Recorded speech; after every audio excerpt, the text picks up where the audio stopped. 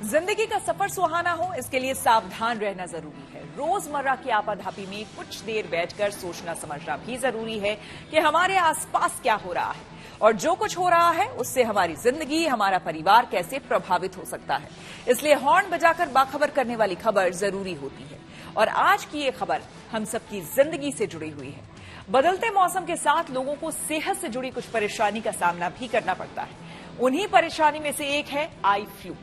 आंखों का ये संक्रमण तेजी से अपना पैर फैलाता जा रहा है। दिल्ली एनसीआर के साथ देश के कई हिस्सों में आई फ्लू के मरीजों की संख्या तेजी से बढ़ती जा रही है। अस्पतालों में इलाज के लिए लोगों की लाइन लग रही है। हालांकि इससे डरने की नहीं, बल्कि इसको लेकर सावधानी बरतने की जरूरत है ताकि संक्रमण को फैलने से रोका जा सके। इसलिए इसको लेकर हॉर्न बजाना जरूरी है।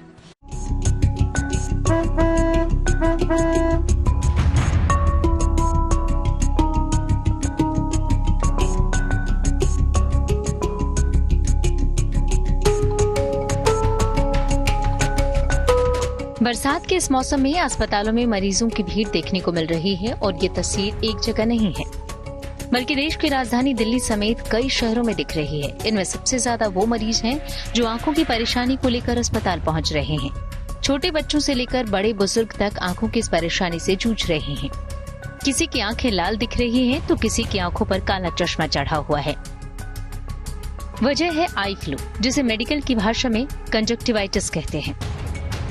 ये आंखों से जुड़ी बीमारी होती है जिसमें आंखें लाल होने के साथ ही उसमें सूजन भी आ जाती है।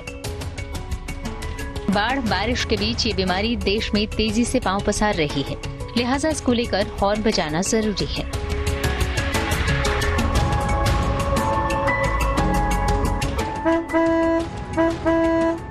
दिल्ली एनसीआर से लेकर हरियाणा, यूपी, मध्य प्रदेश, राजस्थान में इन दिनों बड़ी संख्या में लोग आई फ्लू से संक्रमित हो रहे हैं और मरीजों की तादाद लगातार बढ़ती ही जा रही है। दिल्ली की अगर बात करें तो यहाँ पिछले साल के मुकाबले इस साल आई फ्लू के मामलों में करीब 20% तक की बढ़ोतरी हो चुकी है। पिछले साल का रिकॉर्ड और इस साल का रिकॉर्ड देखेंगे तो हर दिन हमें करीब 100 मरीज जो है दिखाने के लिए आ रहे हैं, जो धीरे धीरे संख्या बढ़ती जा रही है। पिछले 3 दिनों में संख्या बढ़ गई है। पिछले साल से मुझे लगता है करीब 10 to 20% केसेस इस बार ज़्यादा आ रहे हैं और ये जो है हर एज ग्रुप में हो रहा है। एडल्ट्स भी हैं, ओल्ड एज के भी हैं, बच्चे भी हैं जिनको इन्फेक्शन हो रही है और ज़्यादातर लोग ऐसे हैं जो प्रोफेशनल्स हैं, जो अपने हॉस्पिटल में, या कुछ लोग हॉस्पिटल में ज़्यादा फैल ही रहा है, लेकिन कुछ लोग जो बिजी एरिया में काम करते हैं उनमें इन्फेक्शन हो रहा है। स्कूल के बच्चों में इन्फेक्शन हो रहा है जो नॉर्मली होता है, बट इस पर थोड़ा ज़्यादा है। अगर परिवार में कोई आई फ्लू से संक्रमित होता है तो बाकी सदस्यों के भी संक्रमित होने का खतरा बढ़ जाता है। इसलिए सबसे पहले इसके लक्षण के बारे में जान लीजिए। आंख का लाल होना, आंख से पानी आना, आंख में खुजली होना, आंख में दर्द होना, रोशनी से दिक्कत महसूस होना, आंखों में गंदगी का जमना। अगर इस तरह की समस्या आप भी महसूस कर रहे हैं तो बहुत मुमकिन है कि ये आई फ्लू हो सकता है। ये एक संक्रामक बीमारी है जो पीड़ित के संपर्क में आने से आसानी से तेजी से फैलती है, इसलिए इसको लेकर सावधान रहना जरूरी है। भीड़ भाड़ वाली जगह में जाने से बचें, अपने हाथों को साबुन पानी से अच्छी तरह से धोएं, संक्रमित के संपर्क में आने से बचें, संक्रमित मरीज का बेड, तौलिया, कपड़े इस्तेमाल करने से बचें। अगर आई फ्लू हो जाए तो अपनी आंखों को बार बार ठंडे पानी से धोएं, अपनी आंखों को छूने और मलने से बचें, चश्मे का इस्तेमाल करें ताकि अपनी आंखों को छूने से बच सकें। बच्चे अगर इससे संक्रमित हो रहे हैं तो उन्हें स्कूल नहीं भेजें। हमारा सुझाव है कि आपको जो है सिंपल आई ड्रॉप्स, जो नॉर्मली हम कहते हैं आर्टिफिशियल टीयर या लुब्रिकेटिंग ड्रॉप्स, वो डालने चाहिए। वो भी नई बोतल खोलनी चाहिए क्योंकि आपकी आंख में इन्फेक्शन हो रहा है, तो ऐसे में बार बार जो है आंख मलने का मन करता है। आंख मलिए नहीं, आप ठंडे पानी से आंख धोइए। ठंडे चीज़ से आंख में आप रखेंगे, टॉवल रखेंगे तो उससे भी पेन कम हो जाएगा। और आर्टिफिशियल डालेंगे, टीयर डालेंगे तो आंखों की सफाई खुद ही कर देगा।